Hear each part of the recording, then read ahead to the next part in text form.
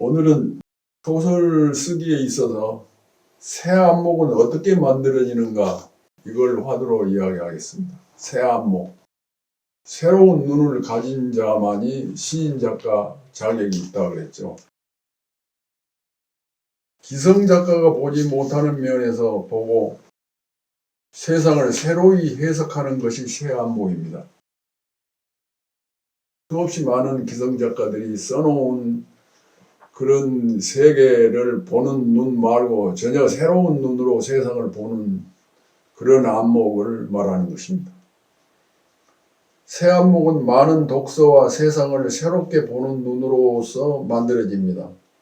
동양 고전, 서양 고전, 철학, 종교, 역사, 사회, 문화, 인류학, 자연과학, 미생물학, 신화학 등 우주 만상에 대해서 총체적으로 읽지 않으면 그런 새 안목을 만들 수 없습니다. 새로운 안목이란 무엇일까? 그걸 구체적으로 얘기한다면 고정관념에서 벗어나서 세상을 새로운 면에서 바라보기, 어린이의 눈으로 보기, 미친 사람의 눈으로 세상을 보기, 짐승이나 식물이나 별이나 달의 눈으로 세상을 바라보기 이외에도 여러 가지 것이 있겠죠. 그럼 책상의 눈으로 세상을 보는 그런 것도 있고, 개의 눈으로 세상을 보는 그런 소설도 있습니다. 여러분들이 잘 아는 이야기 하나를 예로 들겠습니다. 한 임금이 허영이 아주 많았습니다. 세상에서 가장 아름다운 옷을 입고 싶었습니다. 그런데 그 허영이 많은 그것을 알고 한 사기꾼이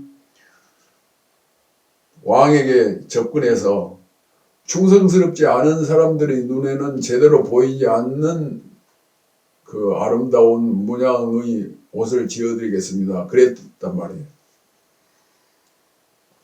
그래서 이 세상에서 가장 아름다운 옷이자 그 옷을 입고 있으면 충성스럽지 않은 사람들을 가려낼 수 있는 옷인데 얼마나 좋겠는가. 그래서 그 왕은 옷을 주문했습니다. 그들은 공장 안에 배틀을 차려놓고 몇 날 며칠 허공에서 보이지 않는 옷가물을 짰습니다. 대신들은 충성스럽지 않다고 해서 보이지 못한다고 할까 싶어 그들이 거기를 갔다 와서는 아주 번쩍거리는 아름다운 무늬의 옷가문을 짜고 있다고 임금에게 보고를 했습니다. 거짓말로. 자기 불충이 탄로날까 싶어서. 마침내 사기꾼들은 그 옷감으로 옷을 지어 임금에게 입혔습니다. 백성들이 운집한 행사장으로 나온 임금은 벌거숭이였습니다. 그렇지만 아무도 벌거숭이라고 말하지 못했습니다. 모두들 임금이 입은 옷을 가리키면서 이 옷의 무늬가 정말로 아름답습니다. 세상에서 가장 화려한 옷입니다. 라고 찬탄을 할 뿐이었습니다. 벌거벗은 임금님인데 한때 어린아이들이 임금의 벌거벗은 모습을 보고 손가락질하며 웃어댔습니다. 이것은 여러분들이 잘 아는 벌거숭이 임금님이라는 동화의 줄거리입니다. 새로운 시각이란 무엇인가? 어린이의 눈으로 보니까 새로운 시각으로 세상을 판단할 수 있다는 얘기입니다. 그 다음에는 수직적인 사고와 수평적인 사고에 대하여 알아야 합니다. 언젠가 한번 비슷한 얘기를 한 적이 있습니다. 한 고리내금업자 을이 갑이라는 사업가에게 돈 1,000억 원을 대주었습니다. 갑은 부도를 내고 구속되었고 사업은 거덜이 났습니다. 고리대금업자 을은 갑의 집으로 찾아갔습니다. 갑에게는 세상에서 가장 착하고 예쁜 딸이 있었습니다. 을은 돈을 미끼로 그 딸을 취하고 싶었습니다. 갑의 저택 마당에는 바둑알 같은 흰 돌과 검은 돌들이 깔려 있었습니다. 을은 갑의 딸에게 말했습니다. 내 아버지를 구하고 사업도 제대로 할 수 있도록 해주겠으니 내가 제시한 내기를 하겠느냐. 딸이 무슨 내기를 하자는 것이냐고 말했습니다. 그러자 을이 대답했습니다. 흰 돌 하나와 검은 돌 하나를 자루 속에 넣고 내가 만일 흰 돌을 꺼내면 내 아버지를 무조건 풀어주고 또 사업도 다시 할 수 있도록 1,000억 원을 무상으로 대주겠다. 그런데 만일 내가 검은 돌을 꺼낼지라도 나는 똑같은 조건으로 내 아버지를 풀어주고 사업을 다시 하게 1,000억 원을 내드리겠다. 그런데 다만 내가 검은 돌을 꺼낼 경우 다만 한 가지, 내가 나에게 시집을 오는 것이다. 그러니까 흰 돌을 꺼내면 무조건 모든 것이 다 해결이 되는데 검은 돌이 꺼내면 마찬가지로 해주겠지만 너만 나한테 시집 오면 된다. 그런 조건이죠. 순진한 딸은 50%의 확률을 생각하고 내기에 응하겠다고 했습니다. 을은 기뻐하면서 곧 내기를 하기 위해 검은 자루에다가 돌멩이 2를 넣었습니다. 한데 딸이 얼핏 보니 을이 검은 돌 2개만 넣고 있었습니다. 그것은 어처구니 없는 사기이고 우롱입니다. 이때 딸은 어떻게 해야 하는가? 이것이 문제입니다. 보통 생각할 수 있는 것, 수직적인 사고는 2가지 해답을 얻을 수 있습니다. 첫째는 이런 사기꾼이 있다고 세상에 알려 그를 혼내주는 것, 이것은 수직적인 사고의 첫 번째 것입니다. 수직적인 사고의 2번째 것은 딸이 아버지를 위하여 희생해야겠다고 생각하며 그 불공정한 내기에 응하는 것입니다. 어찌할 수 없이 아버지를 구하고 나는 시집 가야지 하는 그 생각이 수직적인 사고의 2번째 생각인 것입니다. 이러한 사고를 수직적인 사고라고 하는데, 그러나 딸이 그 수직적인 사고로 해서 늙은이에게 시집 갈 수는 없습니다. 딸은 을에게 당하고 있을 수만은 없습니다. 그 불공정한 내기에 응하기는 하되 그 내기에 이겨가지고 그 고리대금 업자의 마수에서 빠져나갈 뿐만 아니라 아버지를 구하기도 하고 사업도 제대로 할 수 있는 묘수가 없을까? 이 문제는 수직적인 사고만으로는 해결할 수 없습니다. 수평적인 사고를 동원해야 합니다. 그렇다면 수평적인 사고는 어떻게 할 것인가? 딸은 아주 영리하고 감각이 아주 날카로웠습니다. 딸은 내기에 응하기로 합니다. 그 내기를 지켜볼 증인을 먼저 세우자고 합니다.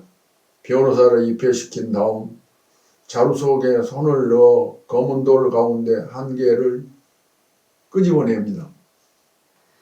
밖으로 꺼내는 채 하다가, 그러니까 그 업자가 내기를 건 거기에는 검은 돌만 2개 있습니다. 그러니까 그 2개 가운데 어떤 걸 꺼낼지라도 딸은 그 늙은이에게 시집을 가야 합니다.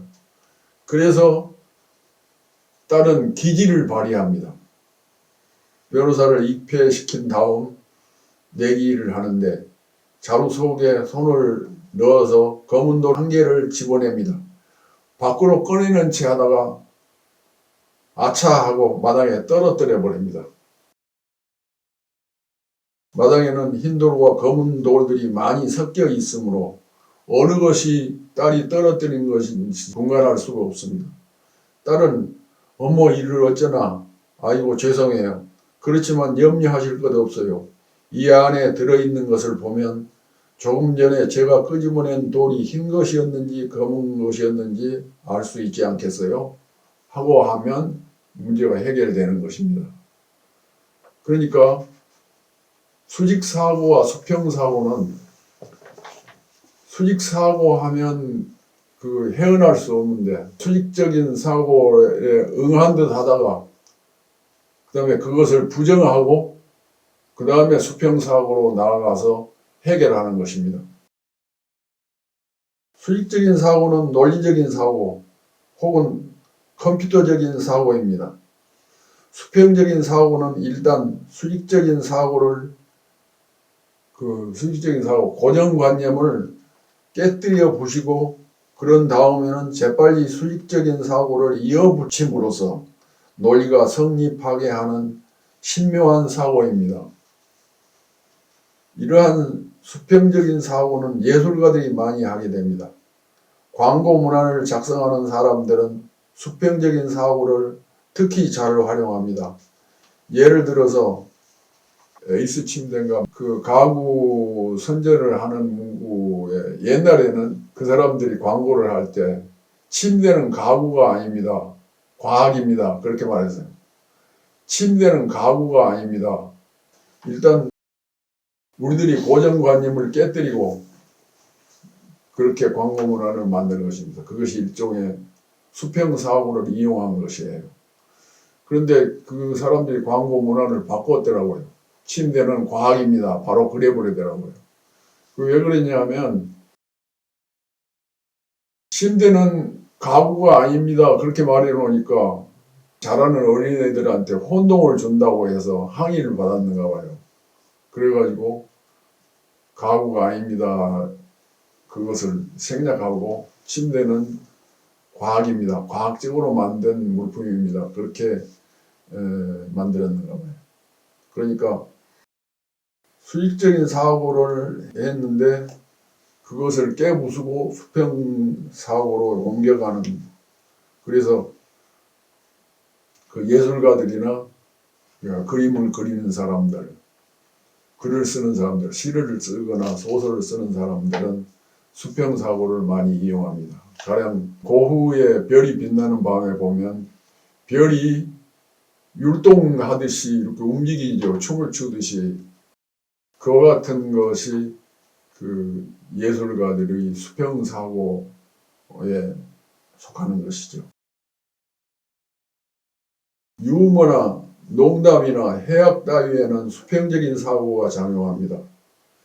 수직적인 사고만 알고 수평사고를 모르는 사람들은 유머를 이해하지 못합니다.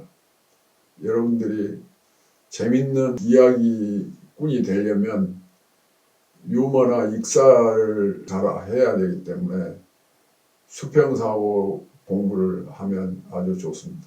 그리고 수평사고를 하면 시 쓰는데도 소설을 쓰는데도 아주 유익합니다.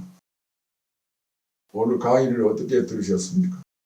특히 수평사고와 수직사고에 대한 것을 주의 깊게 생각하고, 즉 새 안목을 만드는 데 있어서는 고정관념을 버리고 새 안목을 찾는 그런 연습을 하기 바랍니다. 새 안목이란 무엇인가 오늘 화두로 이야기했는데, 오늘 강의가 여러분들의 사고에 유용했으면 하고 바랍니다. 감사합니다. 한승원 선생님의 강의는 매주 1회에서 2회 업로드합니다. 교재는 한승원 글쓰기 비법 108가지입니다. 글쓰기는 영혼을 맑게 하는 세상에서 가장 아름다운 비약입니다. 구독, 좋아요, 알림 설정 꼭 부탁드립니다.